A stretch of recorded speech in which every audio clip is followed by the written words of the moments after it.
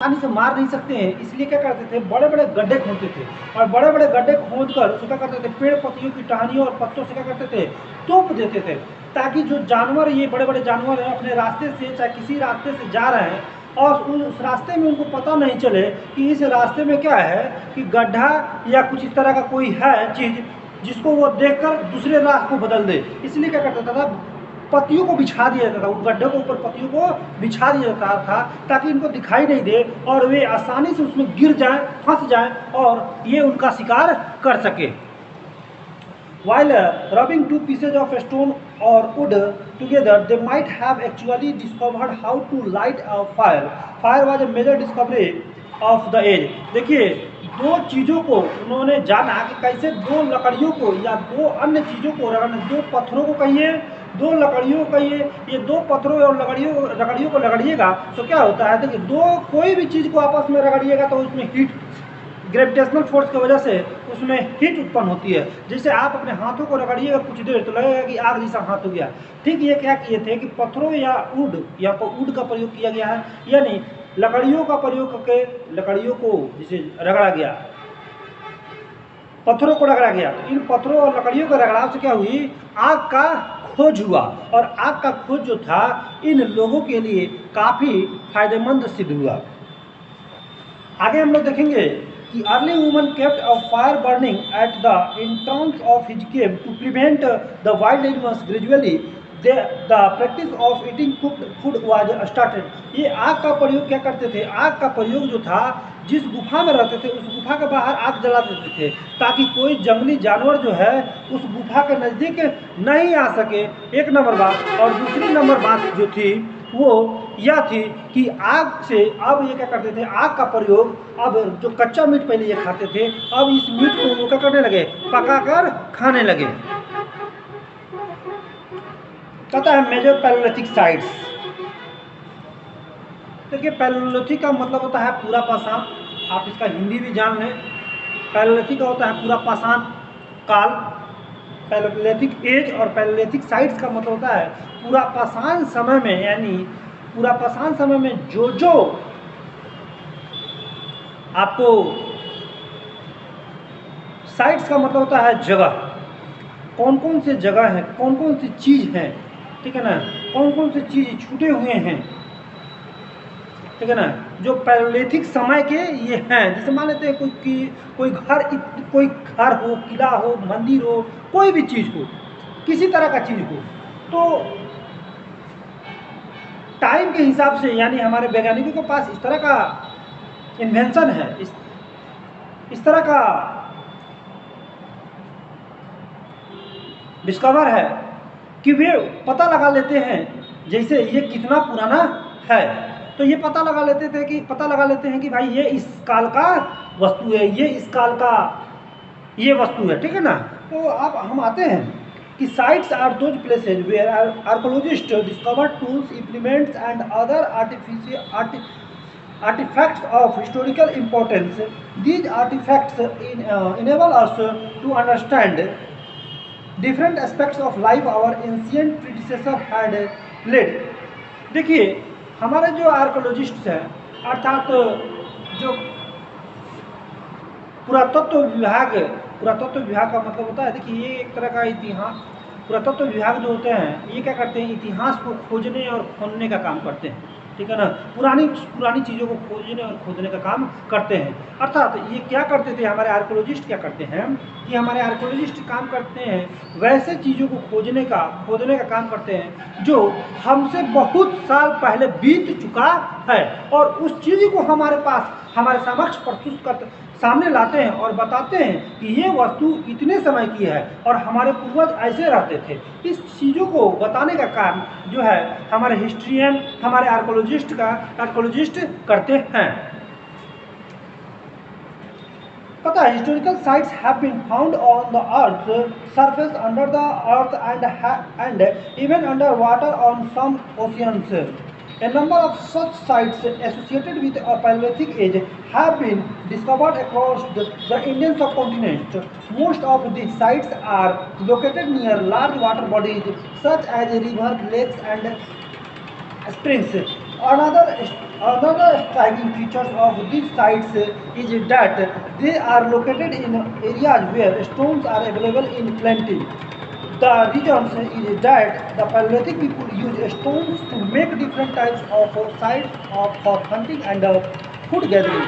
देखिए ये पूरा चीज़ कहता है, ये इस पूरे चीज़ का, जितना मैंने पढ़ा इस पूरे चीज़ का कहने का मतलब है कि आज बहुत सारे जो प्राचीन चीज़ हैं वो सारे चीज़ हमारे सामने ही हैं, लेकिन देखिए धरती पर ही न सारे चीज़ रहेंगे। अगर घटना घटी होगी तो वो धरती पर ही होंगे। अब धरती पर ही वाटर पाई जाती है, ठीक है ना, धरती पर ही वाटर पाई जाती है। तो बहुत ऐसा प्लेसेज है, बहुत ऐसा जगह है जो पानी के अंदर चला गया है, पानी के अंदर चला गया। जैसे कि मैं आपको एक एग्जांपल देता हूँ। जैसे आप श्री कृष्ण हम ये जानते हैं कि भगवान श्री कृष्ण के बारे में आप जानते हैं, ठीक है ना, उनके जन्मस्थली को जानते हैं, ठीक है ना। तो आप उनके जन्मस्थली मथुरा को जानते हैं। गोकुल में उनका जन्म हुआ था, ठीक है ना।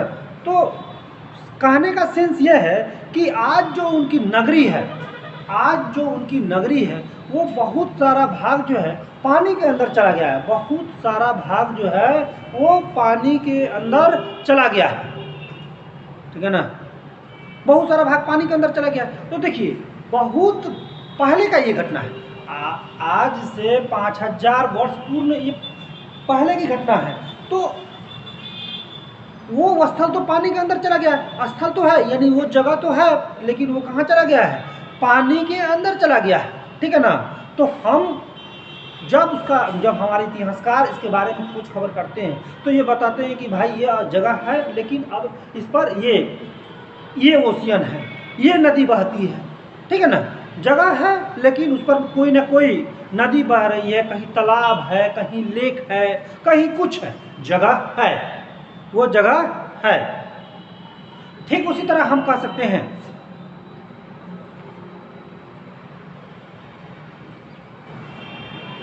जो हमारे पैलेलिथिक एज के जो मानव थे वो स्टोन का भारी मात्रा में प्रयोग करते थे। स्टोन का भारी मात्रा में प्रयोग करने का मतलब है कि वे स्टोन का प्रयोग औजार बनाने के रूप में करते थे, यानी वेपन्स के रूप में करते थे। स्टोन्स का प्रयोग अगर ये औजार बनाने के लिए करते थे तो क्यों करते थे, तो इन औजारों का प्रयोग वो जानवरों को मारने के रूप में करते थे, अन्य जानवरों को मारते थे। इसलिए इस युग को हम लोग स्टोन युग भी कहते हैं, अर्थात इस युग में स्टोन बहुत बड़ी मात्रा में एज ए हथियार के रूप में प्रयोग होती थे। पता है places where stone tools have been found are known as factory sites. As palaeolithic people led a nomadic life. जैसा कि मैंने बताया कि आपको जो पैलेलिथिक पीपल जो थे वो पीपल जो थे आपको नोमैड्स का जिंदगी जीते थे। नोमैड्स कल ही मैंने बताया घुमंतु घोटिया का जिंदगी, अर्थात आज यहाँ कल वहाँ परसों वहाँ, इनका कोई अता पता नहीं रहता था। जहाँ इनको भोजन मिल गया, जहाँ इनको उस तरह का सुविधा मिल गया, वे वहीं स्टे कर गए, वहीं कुछ दिन के लिए ठहर गए, फिर वहाँ खत्म हुआ, फिर आगे की तरफ वो भोजन पानी और जानवर जहाँ ज़्यादा मात्रा में जानवर हैं उस दिशा में वे चल दिए, अर्थात इनका जीवन जो था वो टोटली नोमैडिक लाइफ था। अब हम लोग कहते हैं कि as Paleolithic people led a nomadic life, it can be presumed that they might not have stayed there for long। अर्थात मैंने अभी बताया कि वे एक जगह पर लंबे समय तक नहीं टिकते थे, नहीं रहते थे। अर्थात नहीं टिकने और नहीं रहने का मतलब हो गया कि वहाँ पर उतना मात्रा में भोजन पानी उपलब्ध नहीं है। पता है however there are some sites where they might have lived for longer period। अर्थात longer period आप वहीं पर रुकिएगा जहां आपको इन सारी चीज़ें आसानी से मिल जाएंगे, यानी भोजन पानी आपको आसानी से, फल फूल भोजन पानी आसानी से मिल जाए, तब ना आप लंबे समय तक यानी लंबे समय तक वहाँ पर रुकिएगा, नहीं तो रुकिएगा नहीं रुकिएगा। पता है this is evident from the types of artifact found there, which include not only a stone tool but also the objects and the structure they use for other purposes. Such sites are called habitation cum factory sites. देखिए, जहाँ पर ये पत्थरों का ना पत्थरों के अलावा भी किसी और वस्तुओं का प्रयोग करते थे, पत्थरों के अलावा भी किसी अन्य वस्तुओं का प्रयोग करते थे, उस साइट्स को हम लोग क्या कर सकते हैं, हैबिटेशन कम फैक्ट्री साइट्स कहते हैं। Most of this sites associated with the palaeolithic people are rock shelter and caves. अर्थात ये फैक्ट्री साइट हम किसको कहते हैं, इसमें क्लियर कट दिया है कि इस साइट्स में आपको होते थे कौन कौन चीज होते थे, रॉक शेल्टर होते थे। रॉक शेल्टर का मतलब होता है कि रॉक माने आपको पर्वत या चट्टान होता है, ठीक है ना। हिल माने पर्वत होता है, रॉक माने चट्टान होता है, ठीक है ना। तो पहले बड़े बड़े पर्वत होते थे, चट्टान नुमा होते थे, ठीक है ना। तो इस रॉक्स का प्रयोग वो गुफा के रूप में करते थे। यहाँ पर शेल्टर दिया है तो शेल्टर के रूप में वे करते थे, इन रॉक्स का प्रयोग वो शेल्टर के रूप में करते थे। शेल्टर एंड केव्स, केव्स माने गुफा होता है, रॉक शेल्टर एंड केव्स यानी इन चट्टानों का प्रयोग वो गुफा के रूप में अपने शरण यानी गुफा, फिर से सुनिए, रॉक का मतलब चट्टान हुआ, शेल्टर का मतलब शरण हुआ, केव माने गुफा हुआ, और इन चट्टानों के गुफाओं का प्रयोग वो अपने शरण लेने यानी रहने के लिए प्रयोग करते थे। People might have chosen these places for the purpose of habitation because they could protect them from heat, rain and wind। अर्थात वे लोग इन गुफाओं का प्रयोग इसलिए करते थे ताकि वे बरसात से, गर्मी से, जानवरों से या अन्य चीजों से अपनी बचाव कर सके। कहता है कि such places also protected them from wild animals. Most of these rocks, shelter and caves have been found near the Vindhyas and in the Deccan Plateau region lying close to Narmada valley. अर्थात ये क्षेत्र जो है आपको विंध्य का क्षेत्र होगा और दक्कन का क्षेत्र होगा, जो कि आपको नर्मदा नदी के नजदीक ये पाए जाने वाले क्षेत्र हैं। सॉरी, नर्मदा घाटी यानी नर्मदा नदी होगी और उसी क्षेत्र को नर्मदा घाटी के नाम से भी हम जानते हैं। यानी इन क्षेत्रों का प्रयोग ये अपने रहने, सहने और भोजन के लिए करते थे। वैली में घाटी होता है। पता है, some important palaeolithic sites in India include, अब कुछ पैलियोलिथिक साइट्स हैं इंडिया में। अब उस जगह का नाम सुनिएगा आप लोग, जैसे मिर्जापुर हुआ उत्तर प्रदेश में है, भीमबेटका हुआ मध्य प्रदेश में हुआ, पुणे हुआ, आपको चिक्री नेवसा हुआ, बोरी महाराष्ट्र हुआ, कुरनूल आपको आंध्र प्रदेश एंड हुंगसी कर्नाटका। ये सारे पैलियोलिथिक साइट्स हैं, यानी ये ऐसे जगह हैं जिनका प्रयोग पैलियोलिथिक साइट्स में पैलियोलिथिक पीपल करते थे। यानी यहाँ पर लोग रहते थे और यहाँ पर कुछ ऐसे ऐसे साक्ष्य मिले हैं, यहाँ पर कुछ ऐसे ऐसे साक्ष्य मिले हैं जिससे यह साबित होता है कि ये पैलियोलिथिक साइट्स है। अब पता है मेसोलिथिक एज के बारे में हमको नीचे पढ़ने हैं कि अब हमको मेसोलिथिक एज के बारे में नीचे पढ़ने हैं, तो मेसोलिथिक एज के बारे में हम नीचे पढ़ेंगे।